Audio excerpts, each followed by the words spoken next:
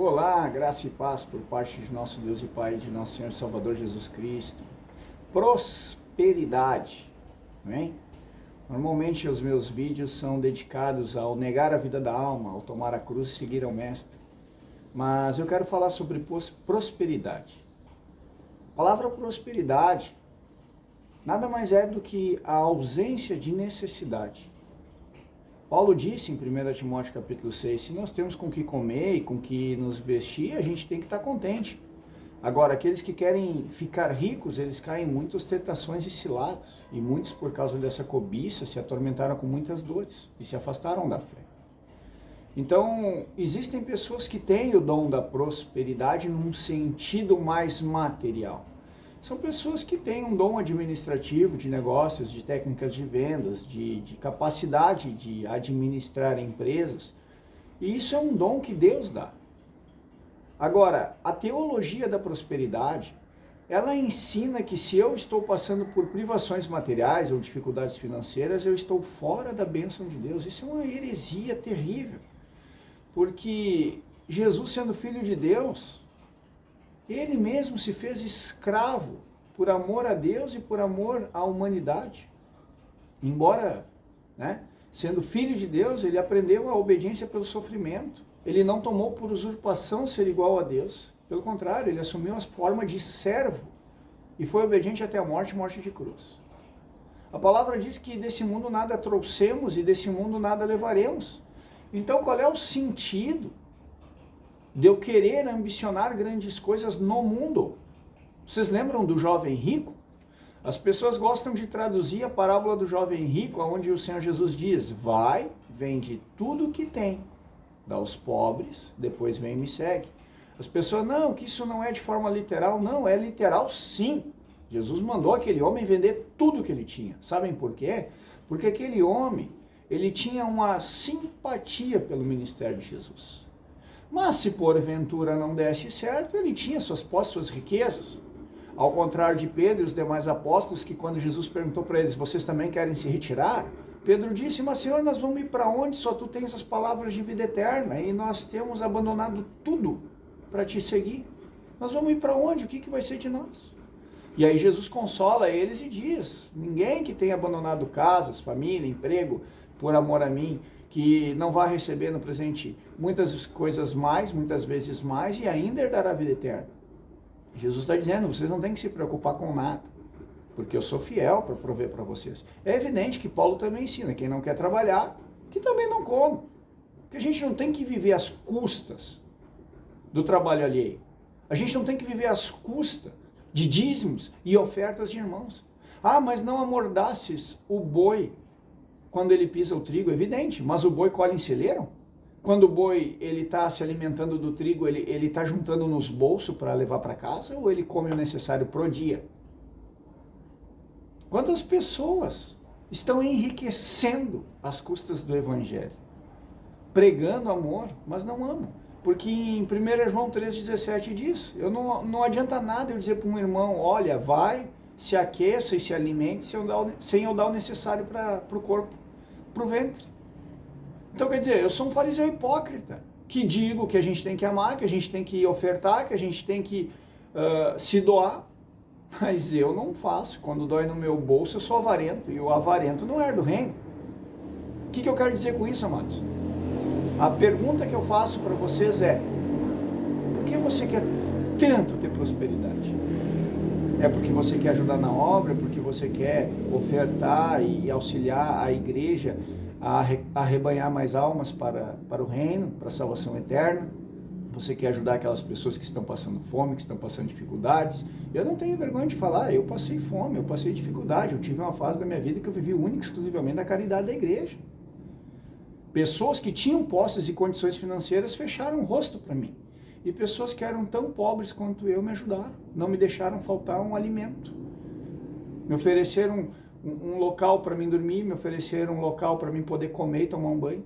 E eu glorifico o nome do Senhor, porque a palavra diz que nem um copo de água fria ficará sem galardão. Essas pessoas que foram amorosas em Cristo Jesus e que me deram suporte na época que eu mais precisei, eu tenho plena consciência, plena convicção e plena certeza de fé que essas pessoas, elas não ficarão sem sua recompensa.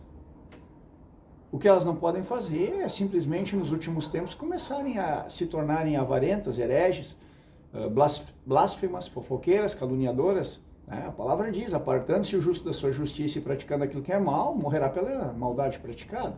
Agora, se o ímpio parar de praticar impiedade e começar a praticar aquilo que é reto aos olhos do Senhor, não morrerá pela impiedade de outrora cometida, mas pela sua justiça, por essa mesma ele viverá.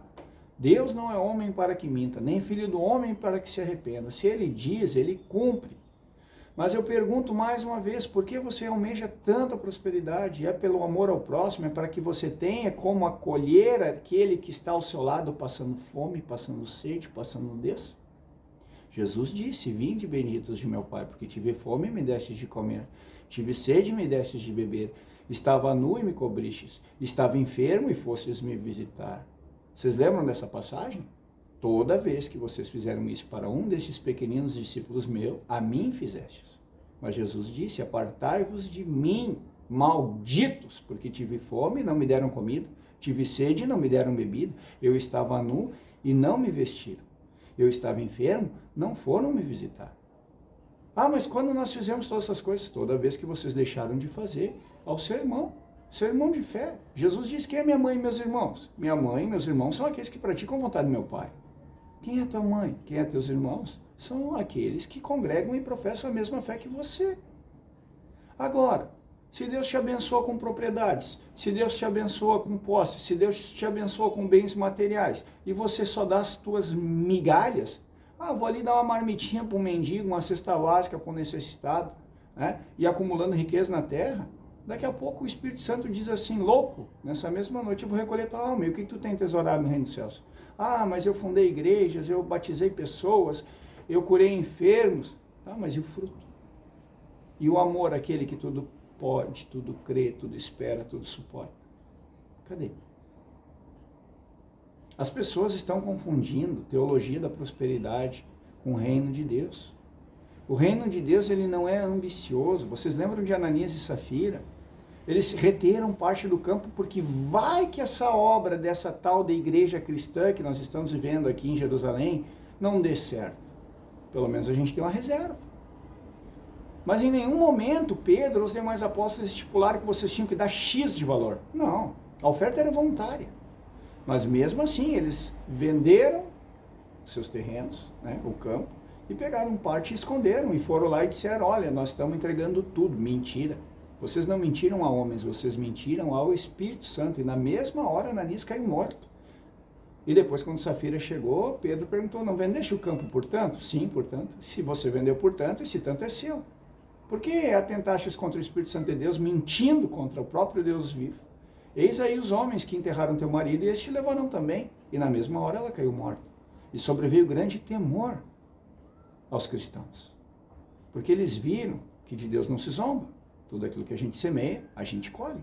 Você quer prosperidade? Doe mais. Você quer ter uma vida próspera no Senhor? Aprenda a ser generoso no teu coração. Eu estou dizendo para dizimar e ofertar? De forma nenhuma, eu nem prego dízimo. De graça eu recebi e de graça eu dou. Esse negócio aí de cobrar 90 mil por uma palestra, isso é coisa do diabo. Claro que o trabalhador é digno do seu salário, mas tendo comida e bebida, para que mais que eu preciso? Agora, se eu vou cobrar 90 mil uma palestra, pelo menos 80 mil eu tenho que doar. Talvez 10 mil eu dizime na igreja e o resto eu vou tirar para o mês. Claro que eu estou generalizando aqui para que os irmãos entendam, mas qual é a ideia dessa mensagem? É vocês entenderem que muitos falam de Deus. Muitos pregam a Jesus Cristo. Porém, é poucos que vivem. Como Jesus mesmo disse, é mais fácil o camelo passar pelo buraco de uma agulha, não importa se é uma agulha literal ou se era a porta, a agulha, que era lá do templo, cada um com a sua interpretação. Mas é mais fácil um camelo passar pelo buraco de uma agulha do que um rico entrar no reino. O que significa isso? Significa que enquanto você estiver apoiado na sua conta bancária, nas suas posses, nas suas propriedades, nas suas empresas, você é um miserável, pobre, cego e nu. Porque se a tua base de salvação e a tua base, teu alicerce não é Jesus Cristo mediante a fé, mediante os milagres que Deus faz na tua vida, Então você está apoiado no teu próprio braço, e aquele que semeia para a carne, da carne colherá corrupção.